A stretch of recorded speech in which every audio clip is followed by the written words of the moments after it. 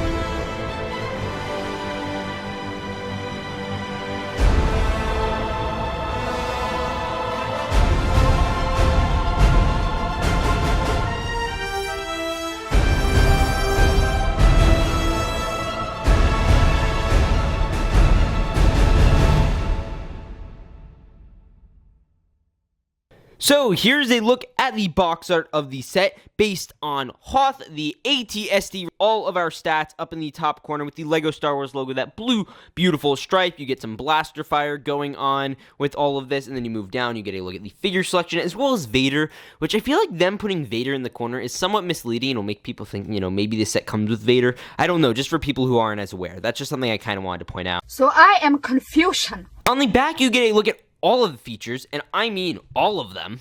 And on the side, we get that beautiful side box art y'all know I love, and then we also do get that little Hoth logo that we've been getting on all of these Hoth sets. And finally, on the top, we do get a look at that exclusive Chewie on the top of the box art. So, ladies and gentlemen, here are actually the instructions for this set. And again, like the previous Snowtrooper one, which I reviewed yesterday, and you can check out on the channel, these instructions are a little bit different, especially in the way they do this. So, there's a little progression bar at the bottom, and it tells you how far into the instructions you are. Now, this one's particular progression bar has Chewbacca on it, which is really neat and dandy. And on the back, you obviously get your Skywalker Saga advertisement, and then you get this very confusing thing where there's an AT-ST here, an AT-ST here, a Snowtrooper Battle Pack here, this here. It's just very confusing. And then you also, again, do get those stars behind it whenever you finish. It's like, wow, you're done. And then you also do get, of course, the win thing on the back.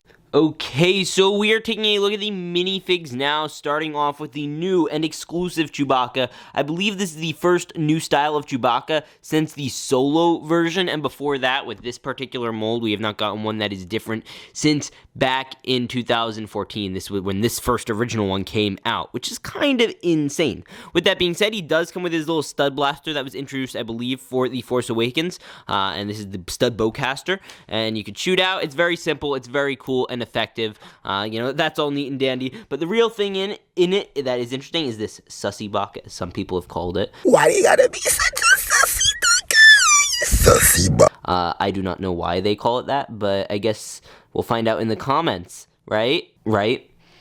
Either way, he does come with a bunch of snow on him, which I think is fantastic. I love that level of detail. They did not have to do it, but it is great that they did. I just think they nailed him. I love all the snow on his feet, just that sort of stuff. It really, really makes him feel like an awesome and exclusive minifigure. They did not have to do that. And then also, there is obviously some printing on the back, which I haven't seen people talk about too much because it's not really exciting, but it's still cool nonetheless.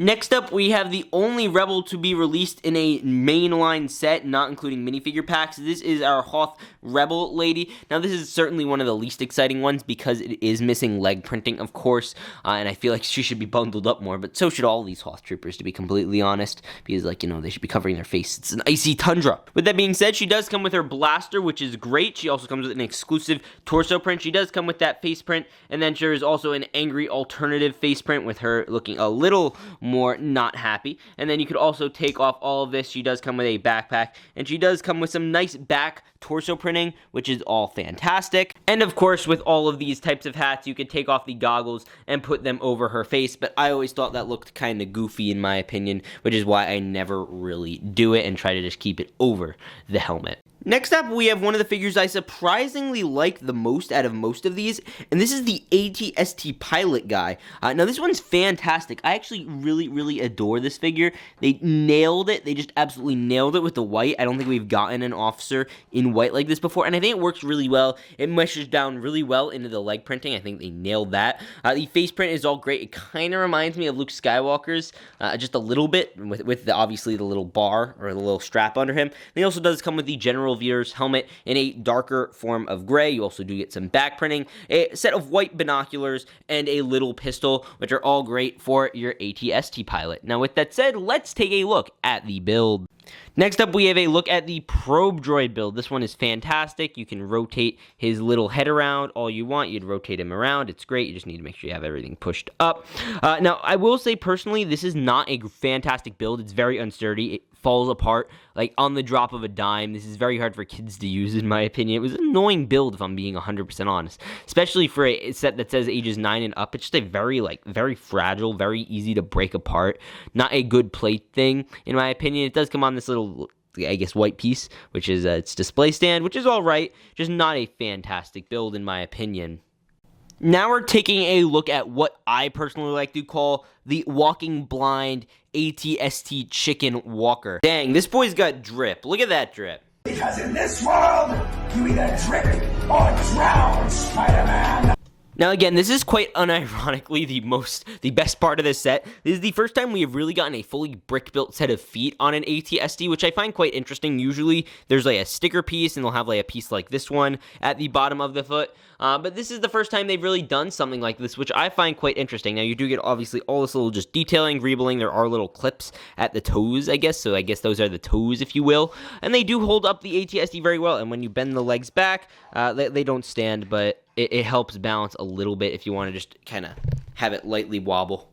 Now, moving up, you do get a look at all of the greebling on the legs. You do get on the inside of the legs, as you can see there, with tiles, but I feel like they kind of swapped it up, because I feel like it really should be on the outside of the legs. Like, I feel like there should have been some sort of tiling here. Just feels a little off, because directly from this angle, it just looks really ugly.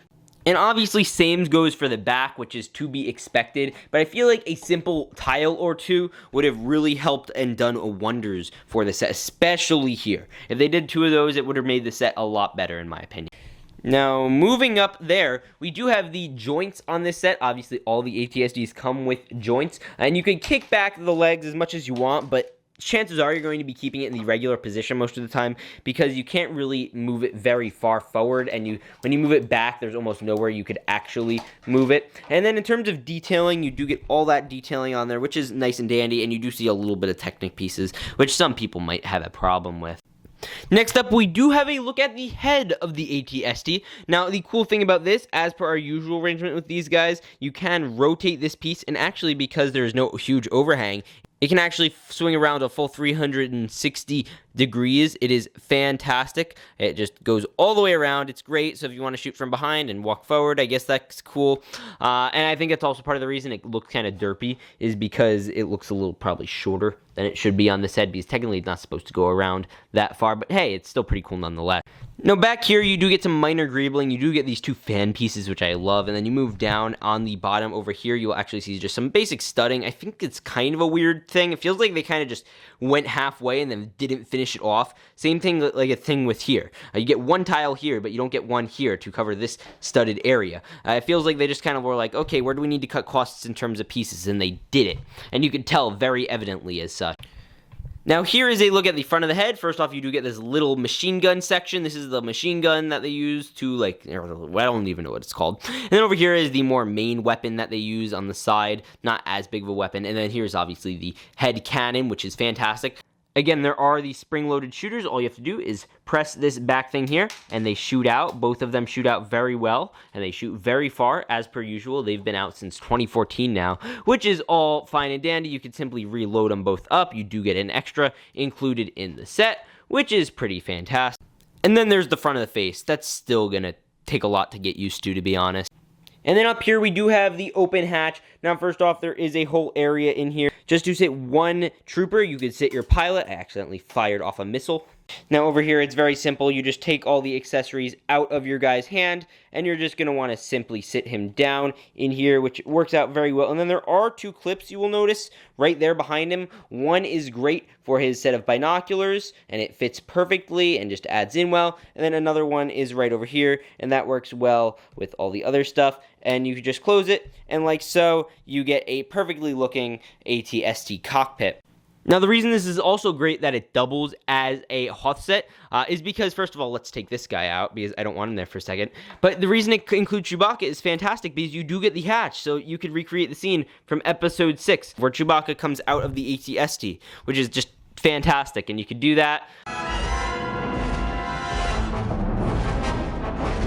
Holy crap, stay back! Hey, bitches! I just killed like 50 stormtroopers. And, you know, even if you don't want him to come out too much, say you're just a pilot and you just want him to pop out, see what happened. He kind of lost scope because there is no sight actually in there. You could just kind of have his head pop out, see what's going on, go back in, close it up a little bit. With that said, let's get into my final thoughts. Okay, so the AT-ST, quite an interesting set. This one is, again, going for $50. They did shrink the box size compared to the previous AT-ST. Obviously, you could tell they are a little different, and they are the exact same price. The thing is, this one comes with 4 minifigures, and this one comes with 3.